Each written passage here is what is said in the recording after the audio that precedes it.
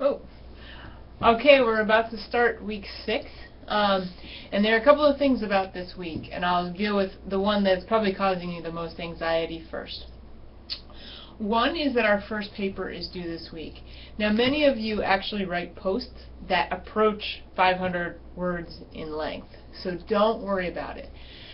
The thing is, though, I want to make sure that you are not babbling in this paper, that you're really, everything you have has a purpose. So if I were you, I would write the paper early, put it down for a day, and then go back and reread it. That's where a lot of you lose points on your posts, is that they're just not clear enough and they don't deal with the issues at hand.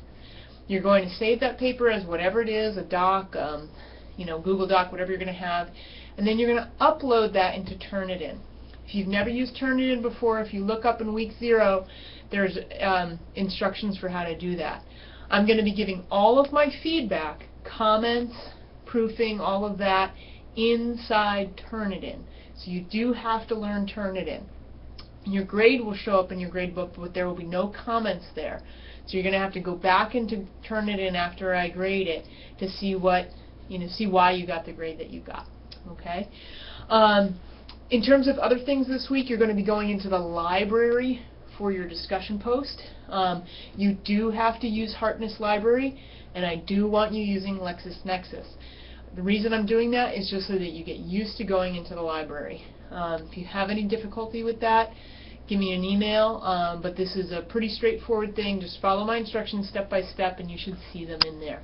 And then I don't really care what you find, just find something on assisted reproduction or something like that, and it can be wild, it can be crazy, it can be serious, and tell us what you find and tell us what you think. And the last thing to do is just also introduce this week's topic. And this is a little bit of a problem for me because I do have a son who was born because of assisted reproduction in a couple ways. And we are expecting our second. So let me talk you through what we did, and you can see where the legal, ethical issues may arise. Number one, we're a gay couple. So right away, one of the primary popular arguments about gay marriage is that gay couples do not produce children naturally. They do not. So then you get into the whole situation is, can you define marriage based on your ability to produce children? Because there are plenty of heterosexual couples who can also not produce children. And mainly to serve that contingency, we have an entire array of scientific capabilities that help people who cannot have children have children. This is such a departure from last week, because last week we had to talk about people who didn't want children and who were choosing to abort, and now we're talking about people who want children and then either need science to help them or I got to tell you, reading some of these things this week is very disturbing. But then what do you also do when something is very, very wrong with the fetus? And you know that. What is your ethical and legal obligation? But for us, what we did is you can actually go and you Google sperm donor, and you get lots of companies. And we found a company, and then we picked the sperm donor out from like a laundry list, and it's literally like, it's like reading a list of cars that you want to buy. This one has 4-wheel drive, this one doesn't have 4-wheel drive. This has leather seats, not leather seats. So you go through all these criteria. You have a very limited amount of data. What we were mostly concerned with was the health history. And then you purchase that sperm. It costs a lot of money. When you think of what it costs to produce, it doesn't cost anything. But whatever gentleman in California donated this sperm, he got paid. He did have to go through a barrage of health questions and questionnaires, and then he submitted a lot of material on himself. We could have bought more of that material. We could have paid $25 for a baby picture. We could have paid money to see an adult picture. We could have paid money to see his handwriting. So there's a lot of money involved here. And then UPS basically delivers the sperm. And then you do what you do with sperm. But that sperm came from California, so you already have interstate commerce that has to be regulated. And we were not buying shoes here, we were buying sperm.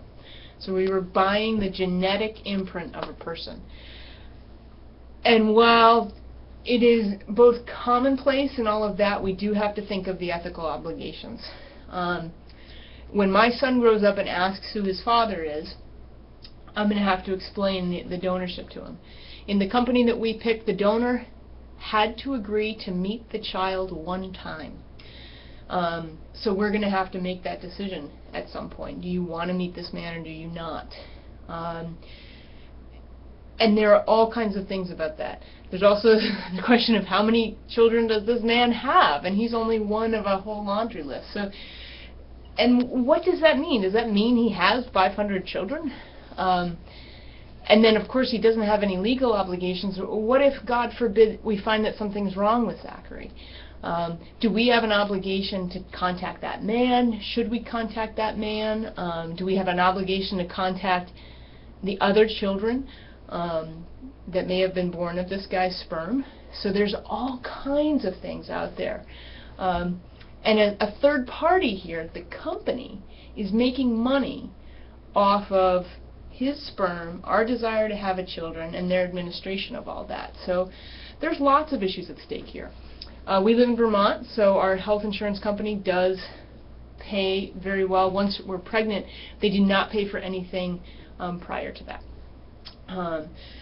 Because we're not infertile.